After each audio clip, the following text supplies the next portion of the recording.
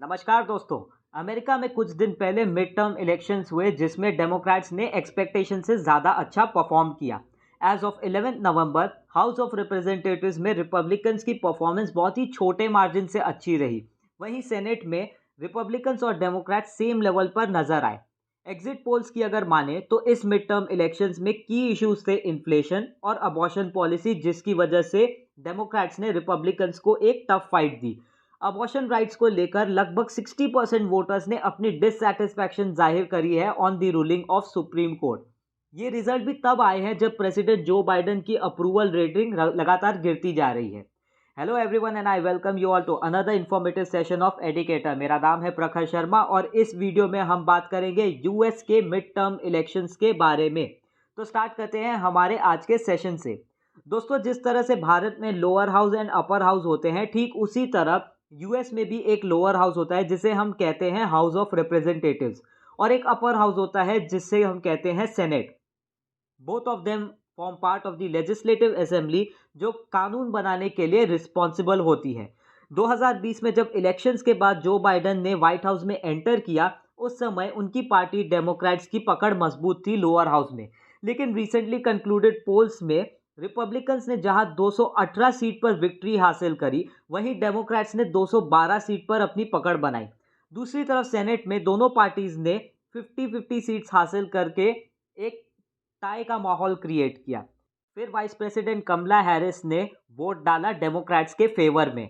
हालांकि बाद में ये नंबर्स फर्दर चेंज हुए, जिसमें डेमोक्रेट्स ने 48 सीट्स हासिल करी, वहीं रिपब्लिकन्स ने 49 सीट्स। डेमोक्रेट्स के लिए ये एक दुखद खबर इसलिए भी है क्योंकि इन मिड टर्म इलेक्शंस के साथ ही डेमोक्रेट्स ने हाउस ऑफ रिप्रेजेंटेटिव्स में अपनी मेजॉरिटी खो दी है। मिड टर्म पोल्स में ऐसी उलटफेर कोई नई बात नहीं है, क्योंकि बीते 20-25 सालों में ट्रेंड हमेशा यही रहा है।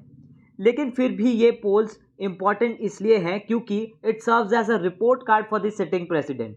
साथ ही साथ ये देश का मूड डिसाइड करने में एक इम्पॉर्टेंट रोल प्ले करता है, क्योंकि इससे पता चलता है कि सिटिंग प्रेसिडेंट को ऑफिस संभालने का दूसरा मौका मिलेगा या नहीं। डोनाल्ड ट्रंप, जो कि रिपब्लिकन पार्टी को बिलोंग करते हैं, उन्होंने कहा कि ये रिजल्ट्स बहुत ही ज़्यादा डिसअपॉइंटिंग है। इन एनी केस, सेनेट पर डेमोक्रेट्स के लॉस से जो बाइडेन के लिए आने वाले समय में अपनी पॉलिसीज़ को इम्प्लीमेंट करना और भी मुश्किल हो जाएगा। ये तो हमने जान लिया कि डेमोक्रेट्स को वोट देने के क्या कारण थे। हालांकि ये बात भी नहीं भूलना चाहिए कि वोट्स इतने भी नहीं थे कि यूएस कांग्रेस में डेमोक्रेट्स की डोमिनेंस बनी रह सके। कई एक्सपर्ट्स का मानना है कि डोनाल्ड ट्रंप की पॉपुलैरिटी फिर से बढ़ने के कारण ही देश में वोटिंग डिवाइडेड रही है। डोनाल्ड ट्रंप अक्सर इलेक्शन के रिजल्ट्स को क्वेश्चन करते आए हैं, एंड सरप्राइजिंगली आम जनता भी ये सोचने लगी है कि there is a conspiracy to keep Donald out of White House. आपको याद होगा कि जब रिपब्लिकन्स की सत्ता थी, तब मीडिया हाउसेस और ट्रंप के बीच अक्सर टसल देखने को मिलता था, क्योंकि रूलिंग पार्टी मीडिया को अक्सर देश का दुश्मन मानती थी। Now what is the meaning of देश? It doesn't mean United States as a whole, मगर सिर्फ और सिर्फ वो लोग जिनकी सोच लिबरल नहीं, जो राइट विंग आइडियोलॉजी को बिलोंग करते हैं। साथ ही साथ ट्रंप ने डिसइल्यूजन बाइडेन सपोर्टर्स को भी टारगेट किया है अपनी पकड़ मजबूत करने के लिए, बाय कन्विंसिंग देम कि current liberal and open economic policies ही उनके एक्सप्लॉयटेशन की सबसे बड़ी वजह है। इसी ग्रुप को टारगेट करते हुए रिपब्लिकन्स नेटिविस्ट और पॉपुलिस्ट इकोनॉमिक पॉलिसीज को अपना एजेंडा बनाने की कोशिश कर रही है, विच मीन्स कि ऑफशोरिंग पर रिस्ट्रिक्शंस और मल्टीलैटरल इंस्टीट्यूशंस की फंडिंग पर ब्रेक लगाने की कोशिश। अगर आपको याद हो तो नाटो जैसे इंस्टीट्यूशंस को ट्रंप ने कहा था कि वो आज के ज़माने में इररेलेवेंट है। इसके अलावा United Nation Human Rights Council, United Nation education scientific and cultural organisation and Paris climate agreement से भी यूएसए ने विड्रॉ किया था। इससे डोमेस्टिक ऑडियंस का सपोर्ट तो ज़रूर मिलता है, लेकिन इससे अमेरिका की फॉरेन पॉलिसी बहुत एडवर्सली इफेक्ट हो सकती है। इसका एक अच्छा एग्जाम्पल है यूक्रेन रशिया की लड़ाई, जहां जो बाइडेन और नेटो आर्म्स सप्लाई कर रहे हैं यूक्रेन की मदद के लिए, वहीं ट्रंप और रिपब्लिकन्स इस ब्लैंक चेक सर्विस के कम्प्लीटली अगेंस्ट हैं। 2016 में जहां ये नेटिविस्ट अप्रोच अपने चरम पर थी, वहीं 2020 में इस आइडियोलॉजी को सेटबैक लग गया।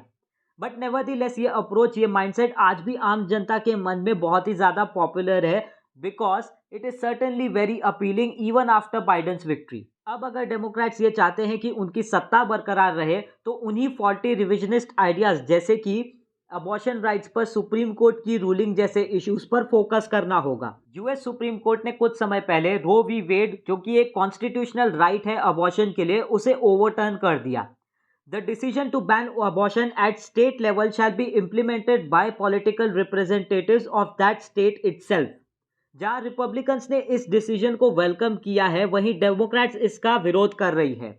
नेवरदलेस इस डिसीजन के चलते यूएस के लगभग आधे स्टेट्स में महिलाएं मजबूर हो जाएंगी to either travel to different state for abortion और seek help from unlicensed medical practitioners. Another classic example is gay marriage.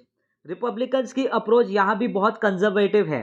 ऐसे में जो बाइडेन लेड डेमोक्रेट्स को कोशिश करनी होगी जनता को याद दिलाने की कि रिपब्लिकन्स को सपोर्ट करने से वो क्या चीज़ रिस्क पर डाल रहे हैं और लैंडमार्क प्रोग्रेसिव रूलिंग्स पर इसका क्या इम्पैक्ट होगा। रो वी वेड कॉन्स्टिट्यूशनल राइट के ओवरटर्निंग की वजह से ही डेमोक्रेट्स ने यूएस कांग्रेस में रिपब्लिकन्स को टफ फाइट दी है।